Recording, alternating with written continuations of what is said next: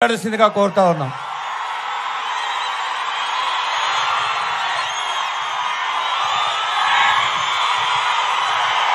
సభాధ్యక్షులకు, వేదిక అలంకరించిన పెద్దలకు, మరి ఈ రాప్తాడు సభకు ముఖ్య అతిథిగా మన సమస్యల్ని నేరుగా విని మన అభిమానాన్ని చూరగొనడానికి మన వరకు వచ్చిన నారా చంద్రబాబు నాయుడు గారికి పేరు పేరు నమస్కారాలు తెలియజేస్తున్నాను.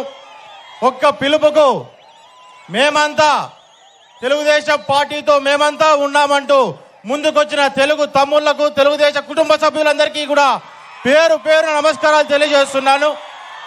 గత 5 ఏళ్లుగా ఎన్ని ఇబ్బందులు వచ్చినా, ఎన్ని ఒడిదుడుకులు ఎదురైనా మేము ఎత్తిన జెండా దిమ్మమంటూ ధైర్యంగా అడుగు ముందుకేసిన తెలుగుదేశం తమ్ముళ్ళందరికీ కూడా జరిగిన 5 ఏళ్లు మనం గుర్తుపెట్టుకున్నట్లయితే ఎన్నో సమస్యలు, ఇబ్బందులు వచ్చినా ప్రజా పోరాటాలే మాకు ముఖ్యమంటూ మనమంతా ముందుకొచ్చాం. మనమంతా చేసిన పోరాటంతో ఈరోజు అవినీతి కోటల్ని సైతం మొత్తం బీటలు పారేలాగా ఈరోజు మనం చేసిన ప్రయత్నం కూడా రేపు పొద్దున ఫలించబోతోంది నెలలో అనే విషయాన్ని మనకందరికీ ఒక్కసారి గుర్తు చేస్తున్నా.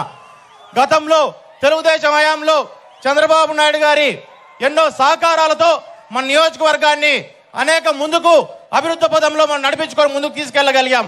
కానీ గత 5 ఏళ్ల నుంచి ఎన్నో అరాచకాలు, అక్రమాలు, అవినీతితో రాప్తాడనంగానే ఈ 3 పేర్లు గుర్తొచ్చే పరిస్థితి మనం కూడా గత 5 ఏళ్ల నుంచి మనం చూస్తున్నాం.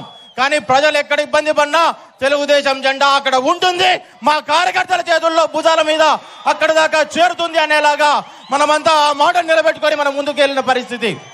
మరి అదే రకంగా పార్టీ కోసం ఇంత నమ్మకంగా నిలబడిన కార్యకర్తలందరి కోసం, ఇక్కడ ఈ నియోజకవర్గ ప్రజల కోసం చంద్రబాబు నాయుడు గారు మన నియోజకవర్గాన్ని కూడా చాలా ముందుకు తీసుకొని పోతారు.